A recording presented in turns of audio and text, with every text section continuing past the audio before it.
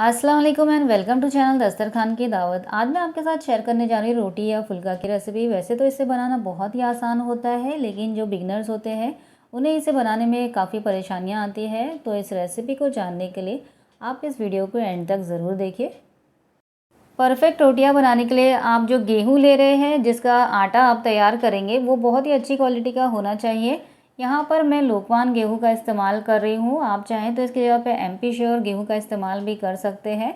लोकवान गेहूँ जो होता है थोड़ा सा लंबा होता है और इसके जो एजेस होते हैं वो पॉइंटेड होते हैं, जबकि गुजरात श्योर या एमपी श्योर जो गेहूँ होता है वो गोल होते हैं और लोकवान गेहूँ से छोटे होते हैं। मैं हमेशा लोकवान गेहूँ का इस्तेमाल करती हूँ क्योंकि इसकी रोटियाँ ज़्यादा टाइम तक सॉफ्ट बनी रहती हैं। दूसरी चीज़ जो आपको ध्यान में रखनी होती है वो होता है आटा। यहाँ पर मैंने आटे को बहुत ही ज़्यादा बारीक पिसवा के ले लिया है। जितना ही आपका बारीक आटा होगा उतनी ही ज़्यादा आपका आटा गूंथते टाइम चिकना होगा और रोटियाँ उतनी ही ज़्यादा सॉफ्ट बनेंगी। मैं आपको रिकमेंड करूँगी कि आप चक्की के पिसाए हुए आटे से रोटियाँ बनाइए, क्योंकि रेडीमेड आटे की रोटियाँ उतनी सॉफ्ट नहीं बनती जितनी कि चक्की के पिसाए हुए आटे से बनती हैं। अब आटा गूंदने के लिए मैंने यहाँ पर एक परात ले लिया है और परात के नीचे एक गीला कपड़ा रख दिया है, जिसके ऊपर हम परात रखेंगे। इससे होगा ये कि जब हम आटा गूंदेंगे तो ये जो परात है वो स्टेबल रहेगी और हमें आटा गूंदने में आसानी होगी। अब इसके ऊपर मैंने एक छाननी रख दिया है, इससे हम गेहूँ का आटा छानेंगे। इससे होगा ये कि आटे के अंदर बहुत अच्छे से एयर पैदा होगी और अगर इसके अंदर गलती से कोई कचरा आ गया है तो वो भी निकल जाएगा। आटे को अगर आप छान के गूंदेंगे तो जो आपका डो है वो और भी ज़्यादा चिकना तैयार होगा। तो यहाँ पर मैंने छाननी के अंदर आधा किलो आटा ले लिया है और इसे हम छान लेंगे। वैसे तो मैं 1 किलो आटे का इस्तेमाल करने वाली हूँ, लेकिन अभी छाननी के अंदर सिर्फ आधा किलो आटा ही फिट होगा। बाकी का आधा किलो आटा हम बाद में छानेंगे। छाननी को इस तरह से हिलाते हुए पूरी तरह से और अच्छी तरह से आटे को छान लेंगे। अब उसी सेम छाननी के अंदर मैं आधा किलो आटा और ले रही हूँ और इसे भी हम अच्छी तरह से छान लेंगे, जिस तरह से हमने पहले इसे छाना था। ये देखिए, इस परात के अंदर मैंने 1 किलो आटा छान के ले लिया है। अब इसमें से हम थोड़ा सा आटा निकाल के रख देंगे परथन के लिए। यहाँ पर मैंने 3/4 कटोरी आटा निकाल लिया है परथन के लिए। आप चाहें तो आधा कटोरी आटा भी रख सकते हैं परथन के लिए। परथन को निकालने के बाद जो बाकी का बचा हुआ आटा है उसे हम गूंथ लेते हैं। पहले हम इस परथन को साइड में रख देते हैं। अब यहाँ पर मैंने आधा लीटर पानी लिया है। जितना आपका आटा होता है उसका आधा क्वांटिटी पानी लगता है। यहाँ पे मैंने 1 किलो आटा लिया है तो उसके लिए मैंने यहाँ पे आधा लीटर पानी लिया है। अब आटे के अंदर हम थोड़ा थोड़ा करके पानी ऐड करेंगे और इसे इस तरह से मिलाते हुए पानी को पूरी तरह से आटे के अंदर एब्जॉर्ब कर लेंगे। आटे के अंदर हमें थोड़ा थोड़ा करके पानी डालना है। जब आटे के अंदर पानी एब्जॉर्ब हो जाए तभी हमें दोबारा पानी इसमें डालना है। एकदम से अगर हम ज़्यादा पानी डाल देंगे तो आटा हमारा गीला हो जाएगा और डो भी हमारा चिकना तैयार नहीं होगा। इसलिए हम थोड़ा थोड़ा करके पानी डालेंगे और आटे को इकट्ठा कर लेंगे। जैसा कि आप देख सकते हैं सारा आटा अब इकट्ठा हो गया है। तो आप थोड़ा थोड़ा पानी ऐड करेंगे और इसे इस तरह से गूंद लेंगे। गूंदने के लिए आप इस तरह से एक हाथ का इस्तेमाल भी कर सकते हैं या आप दोनों हाथों से भी इसे गूंद सकते हैं। इस तरह से हम थोड़ा थोड़ा पानी ऐड करके आटे को गूंथते जाएंगे और जब ये पानी एब्जॉर्ब हो जाए तभी हम दोबारा से इसमें पानी डालेंगे और इसे कम से कम हम 15 से 20 मिनट तक अच्छी तरह से आटे का डो जो है चिकना होने तक इसे गूंदेंगे। बहुत ही पेशेंस के साथ आपको थोड़ा थोड़ा पानी ऐड करके आटे को गूंदना है। आटे को गूंदने में आपको जल्दबाजी नहीं करनी है, क्योंकि जितना ही अच्छा आपका आटा गूंदा हुआ रहेगा उतनी ही अच्छी आपकी रोटियां तैयार होंगी। आटे के अंदर थोड़ा थोड़ा पानी ऐड करके मैंने इसे 15 से 20 मिनट के लिए गूंद लिया है और आटा बहुत ही अच्छी तरह से चिकना हो गया है और हमने सारा आधा लीटर पानी यूज़ कर लिया है। तो अब इसके अंदर मैं ऐड कर रही हूँ थोड़ा सा ऑयल और अब इसे मसलते हुए चिकना कर लेंगे। वैसे तो ऑयल डालना इसमें ऑप्शनल है, लेकिन हम ऑयल इसलिए डाल रहे हैं क्योंकि इसे हैंडल करने में हमें आसानी हो। जब हम इसकी लोइयाँ बनाएं तो ये हाथों में चिपके नहीं। ये देखिए, बहुत ही अच्छा सा चिकना सा ये जो डो है हमारा तैयार हो चुका है और आप देख सकते हैं ये कितना ज़्यादा सॉफ्ट बना है। इस तरह से लचीला है ये डो। तो यहाँ पर मैंने पटला और बेलन ले लिया है। यहाँ पर एक प्लेट ले लिया जिसमें हम परथन रखेंगे और एक बाउल में मैंने गूंदा हुआ आटा ले लिया है। तो इस प्लेट के अंदर हम आधी परथन डाल देते हैं, आधा हम बचा देते हैं बाद में यूज़ करने के लिए। अब सबसे पहले हमें हाथों में परथन लगाना है और उसके बाद जो हमने गूंदा हुआ आटा है उसमें से लोइयाँ तैयार कर लेनी है। लोइयों के साइज़ छोटे बड़े आपको जितनी बड़ी रोटी तैयार करनी है उसके हिसाब से आप रख सकते हैं। आटे को इस तरह से दोनों हथेलियों के बीच में घुमाते हुए इसे चिकना कर लेंगे और इसकी लोइयाँ तैयार कर लेंगे। लोइयों को तैयार करते टाइम आपको इस चीज़ का खास ध्यान रखना है कि इसके ऊपर बिल्कुल भी क्रैक्स ना रहे। अगर क्रैक्स रहेगी तो रोटी बराबर से फूलेगी नहीं। ये देखिए, इस तरह से आपको जितनी रोटियां बनानी है उतनी लोई तैयार कर लेनी है। तो ये देखिए, मैंने सारी लोइयां बना के तैयार कर ली है। मैं आज 6 रोटी तैयार करने वाली हूँ, तो इसलिए मैंने 6 लोइयां तैयार की है। आप अपने अकॉर्डिंग कम ज़्यादा लोइयां बना सकते हैं। और ये जो बचा हुआ आटा है, इसे हम प्लास्टिक से रैप करके या किसी एयरटाइट कंटेनर के अंदर डाल के इसे रेफ्रिजरेटर में रख देंगे। और जब भी आपको रोटियां तैयार करनी है, उससे आधा घंटा पहले इसे आप रेफ्रिजरेटर से निकाल दीजिए और फटाफट से आप रोटियां तैयार कर सकते हैं इस गूंदे हुए आटे से।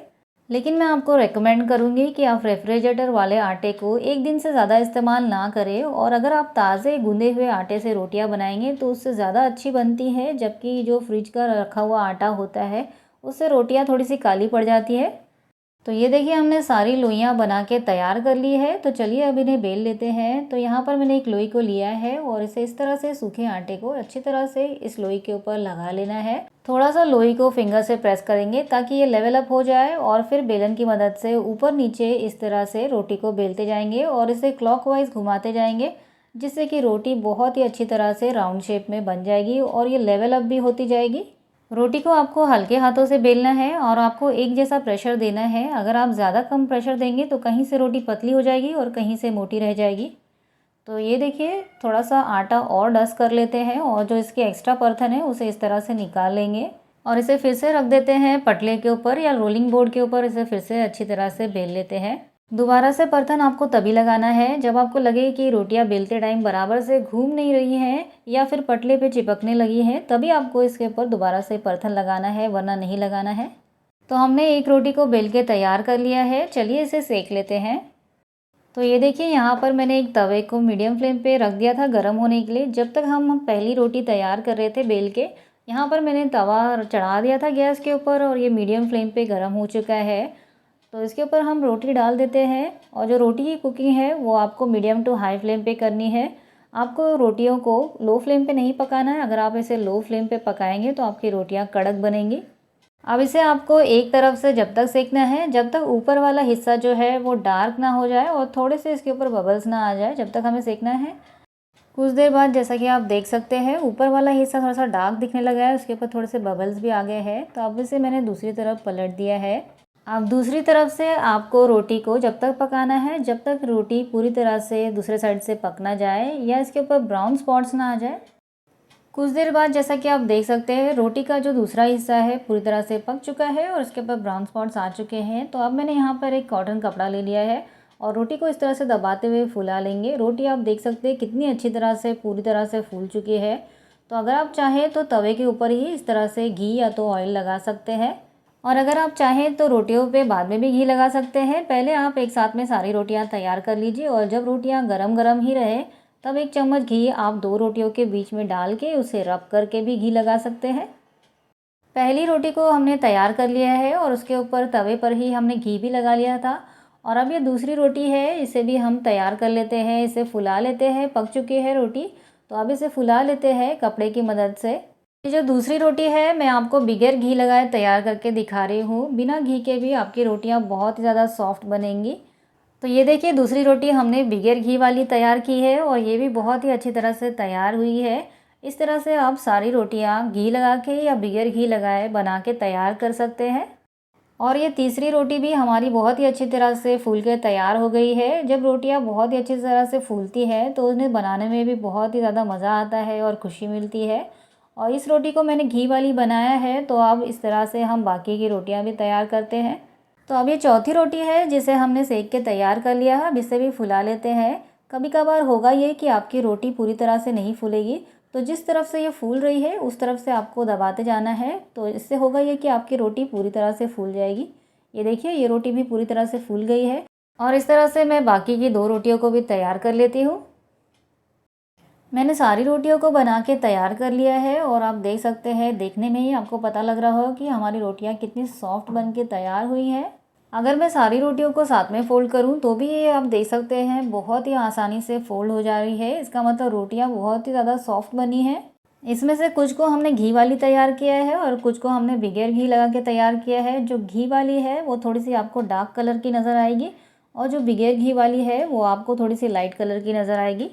और एक चीज़ आपने नोटिस किया होगा कि गरम गरम रोटियों के नीचे मैंने कॉटन का कपड़ा रखा है, ये बहुत ज़रूरी है। इससे होता ये है कि आपकी गरम गरम रोटियाँ गीली नहीं होंगी। मैं आपको बिगैर घी वाली रोटी को इस तरह से रोल करके दिखाती हूँ। ये देखिए कितनी आसानी से ये रोल हो जा रही है, इसका मतलब बहुत ही ज़्यादा सॉफ्ट बनी है ये। और अगर हम इसे इस तरह से फ़ोल्ड भी करते हैं तो भी ये बहुत ही आसानी से फ़ोल्ड हो जाती है। और जो हमारी घी वाली रोटी है इसकी तो बात ही कुछ अलग है, ये तो पूरी मक्खन मलाई है। ये देखिए कितनी अच्छी तरह से ये फ़ोल्ड होने के बाद भी इसके ऊपर एक भी क्रैक्स नहीं आ रहे हैं। तो देखा आपने, बिगर घी वाली रोटी हो या घी वाली रोटी हो, दोनों ही तरह की रोटियां बहुत ही ज़्यादा सॉफ्ट बनी हैं। तो अगर आप बिगनर हैं या आपको रोटियों को बनाने में परेशानी आती है तो इस वीडियो में दिए गए सारे इंस्ट्रक्शंस को और सारे स्टेप्स को अच्छी तरह से फॉलो कीजिए, तो आपकी रोटियां भी इसी तरह से परफेक्ट बनेंगी। इस वीडियो को मैंने बहुत ही ज़्यादा डिटेल में बनाया है, फिर भी अगर आपको रोटियां बनाने में दिक्कत आती है तो आप मुझे कमेंट्स करके पूछ सकते हैं। तो अगर आपको ये रेसिपी पसंद आई है तो प्लीज़ इस वीडियो को लाइक कीजिए, चैनल को सब्सक्राइब कीजिए। मिलते हैं ऐसी ही मज़ेदार और एक्साइटिंग रेसिपीज़ के साथ, तब तक के लिए अल्लाह हाफिज़।